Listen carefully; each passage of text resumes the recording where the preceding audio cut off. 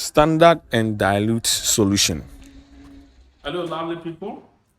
We are back on the Wassce chemistry practicals concept. Wassce chemistry practicals concept. This particular lection is supposed to, or this concept is supposed to bring enlightenment to students who wants to write Wassce practical P part 3, or they want to write object chemistry practical P part 3. And here we'll be solving most of the object examples and the Wassce chemistry part 3, and also to the Wassce itself part 3, and that's Wassce and an object. Okay. Now in view of that, they want to understand this concept, and we look at some of the questions that came part 3 during the Wassce. And the concept is standard solution and dilution. Standard solution and dilution. Okay. Now, with standard solution or dilution, when you say a solution is standard, what do we mean? But first of all, what is a solution? So we understand that when you say a solution, it is an homogeneous mixture. A solution is always an homogeneous mixture of two or more substances. So now, if you have two or more substances and you mix that two substances together, you are getting what we call what? A solution. You are getting a solution. In solutions, you have two of them. You have a standard solution and you have a stock solution. But today we are not doing stock solution. In the next video, we'll talk about stock solution. What we are doing here is standard solution. So now, what is a standard solution? If you want to know a standard solution, what is a standard solution? But before that, anytime you see the word solution, you have two components that make solution. One, you have a solvent, and two, we have a solid. These are the basic two components that will make a solution. Now, what happens is that if I have a sugar solution, then my sugar solution will contain a solvent, which is water, and the sugar solution will contain a solid, which is the sugar pellet. So now, realize that I'll put my sugar pellet in a bowl, and I'll add my amount of water to the sugar pellet in the bowl.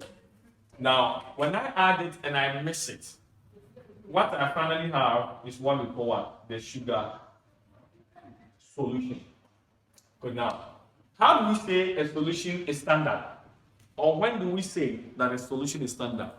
A solution is standard when the concentration of that particular solution is known. So, a standard solution is a solution with a known concentration. With a known concentration. So now, when I come and I do something like, let's say, I have 2 grams of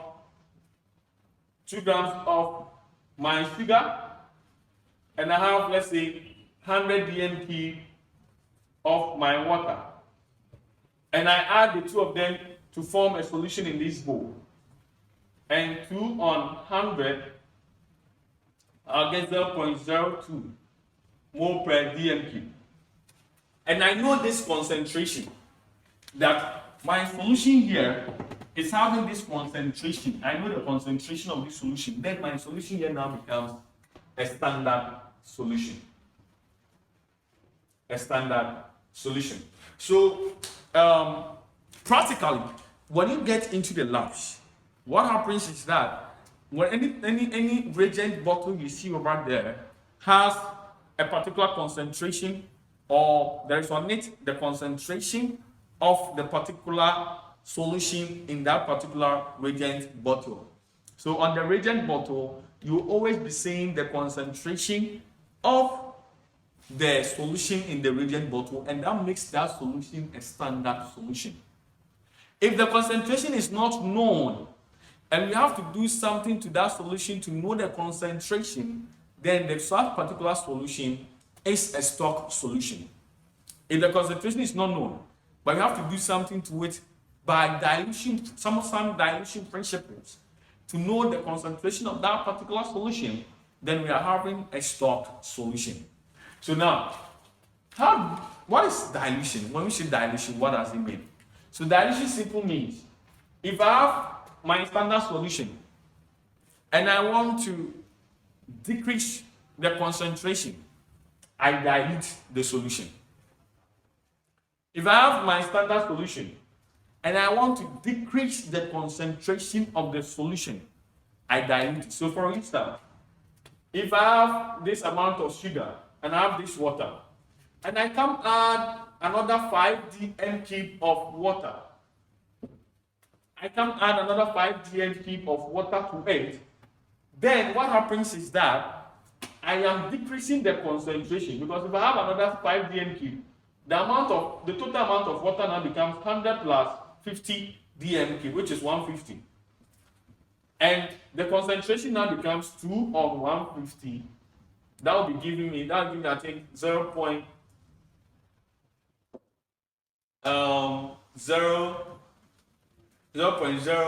yeah, 2 on 50.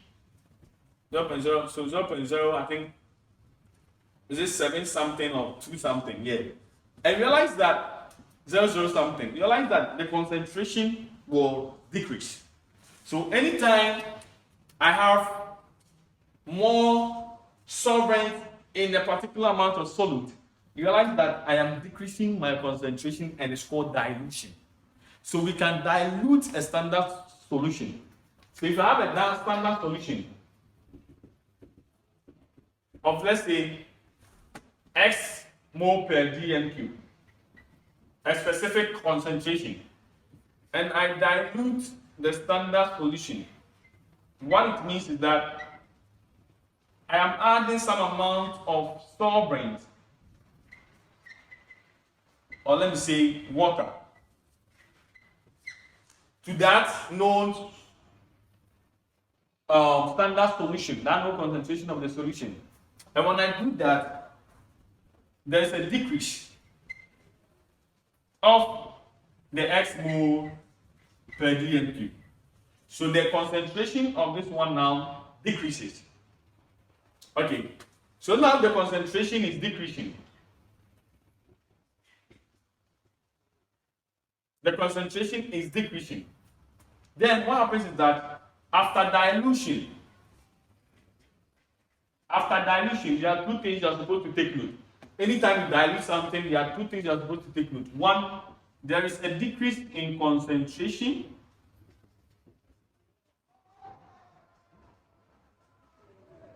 And realize that when I add this water to it, the volume of water always increases. Like for here, we added 150 dm cube of water, and the volume increased to 150. So there is a decrease in concentration, and 2, there is an increase in concentration. These are the 2 things you should know. But anytime we do dilution, anytime we dilute a standard solution, there is a factor of dilution, and that factor is simply called the dilution factor.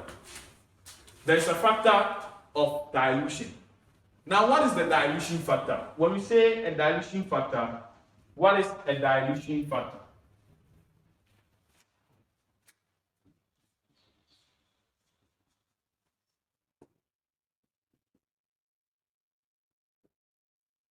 A dilution factor is simply the number of times when a more concentrated solution is given to obtain a less concentrated solution. So now, if I have a more concentrated solution, the number of times to which I add my amount of water to dilute the substance to obtain a less concentrated solution is my dilution factor. And it's always represented by F. Okay, so now, realize that anytime in concentration of a solution, is simply the mole per the volume of the solution. So if you want to find the concentration of a solution, it is the mole per the volume of the solution. So if it is the mole per the volume of the solution, then the concentration is simply equal to M over V, where is N over V, where N is the mole and V is the volume. Now the mole is measured in MOL, which is mole, and the volume is measured in dmK. Okay, so now if you have per conversion, if you have 1000 cmK, you get 1 dmK. You should put this conversion in your head. Okay, so now from this you can find our mole as concentration times volume. So now with dilution, if previously I was having my concentration and I was having my volume. So previously I was having my initial concentration and I was having my initial volume. You realize that when I'm done diluting,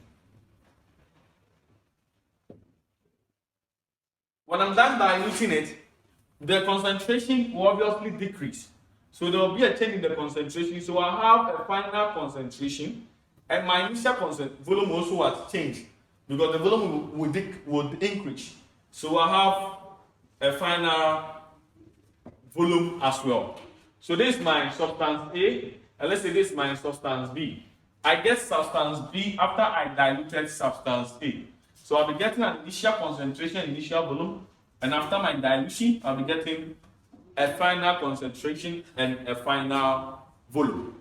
Okay, so when I get this, what happens is that if I want to find my dilution, my number of moles, which is C1 times the V1, should be equal after dilution. So the number of moles here and the number of moles here does not change. What happens is that it is only their concentration that are changing, but the moles still maintain the same. So if my mole here is C1V1, then my mole after dilution should still be the same. And should equal to what? C final and times the V final. So if they are the same, then we can say C initial times the V1 initial should always be equal to C final times the V final. Okay, so with this, we can say our dilution factor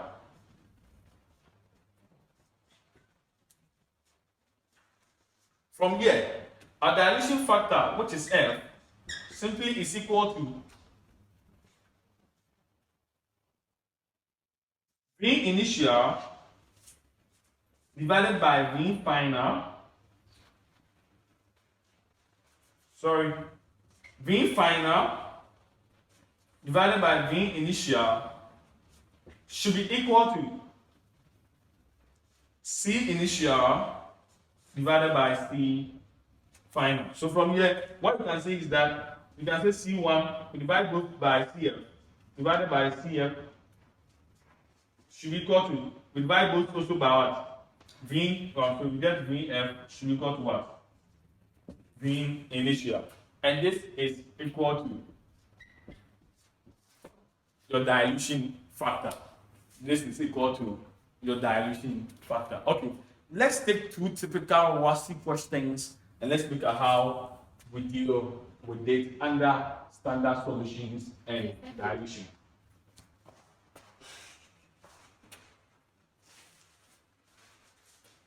Okay, so let's take the first question together.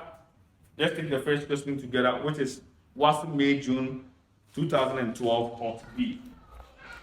Okay, so the question on Wassce May June 2012 part B. We read the question. It says if 15 centimeters cube of 0.20 mole per dm cube potassium hydroxide is diluted to 40 centimeters cube, calculate the concentration of the resultant solution and find its dilution factor.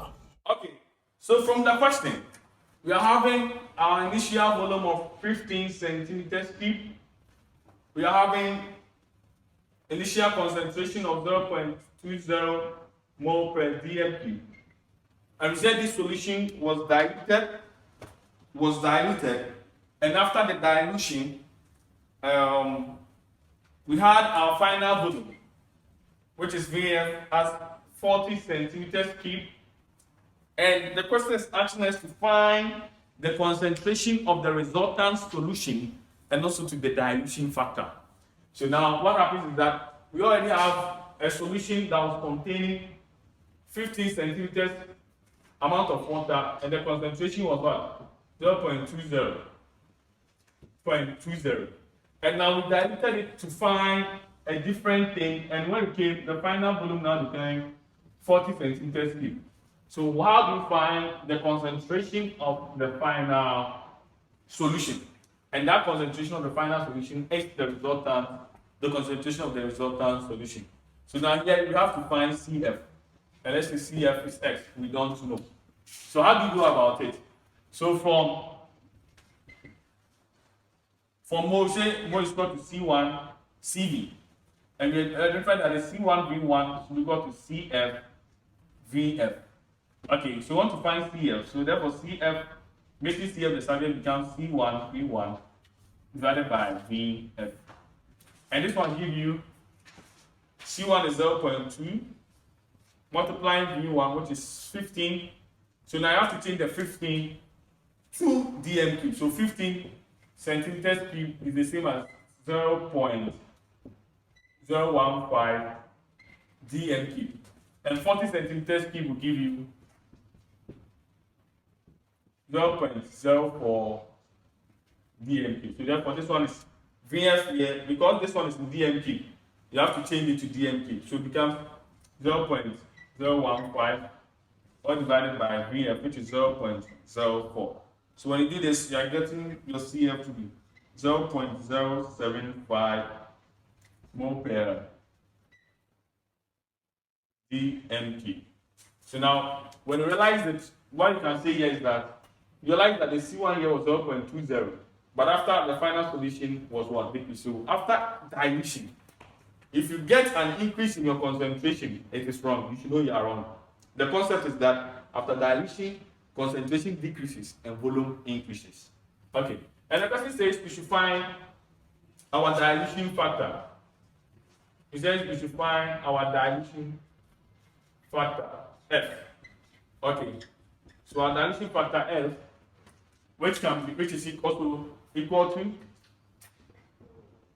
V final divided by V initial. So you can use only of them for it.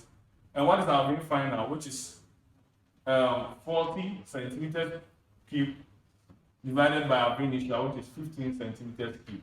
And when you do this, the dilution factor will be 2.67. So this was a Wassce major question 2012 alternate B. Okay, let's look at Wassce major 2013 alt C.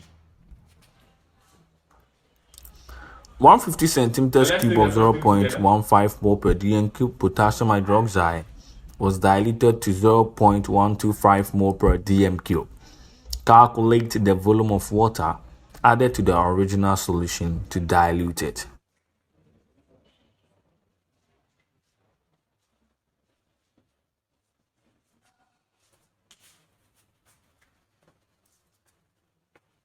Okay, so from the question, what we had was we're giving initial volume of 150 centimeters cube. We're given an initial concentration of 0.115 mole per dm cube of a potassium hydroxide solution. And we're giving a final concentration of 0.125 mole per dm cube. We're not giving the final volume.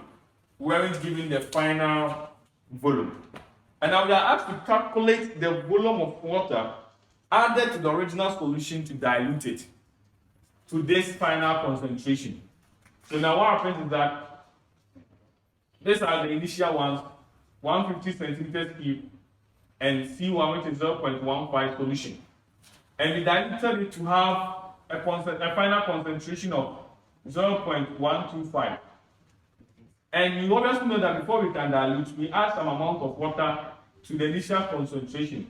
Now we are asked to find that amount of water we added to this to make the concentration here 0.125. Okay, and to be able to do this, we have to, we know that the final volume here is this initial volume, and we added some amount of water to it.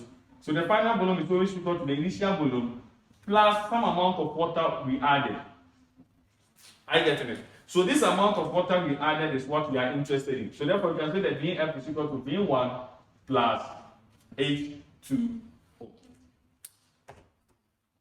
Okay, so if we have this, then we are free to go. So we use our dilution law formula to do it. So C1V1 is equal to CFVF. So C1V1 is equal to CF and VF is equal to V1 plus H2O.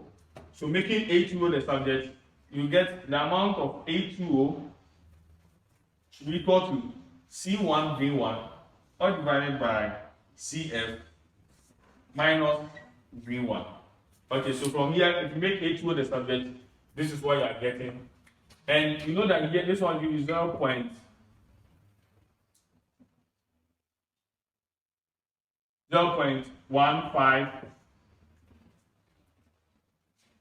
dm cube. Okay, that is 150 centimeters cube. So now the H2O here is now equal to concentration, that's 0.15 times 0.15 dm cube divided by 0.125 or minus 0.15. Okay, so if you do this, the amount of water you'll be getting here, that is A2, amount of A2 you'll be getting is 30 centimeters cube. That is the same as 0.03 dm cube. Okay, so now this is the answer to Wassce question May June 2030 out C. There was a question over there to solve. And thank you very much for joining this class.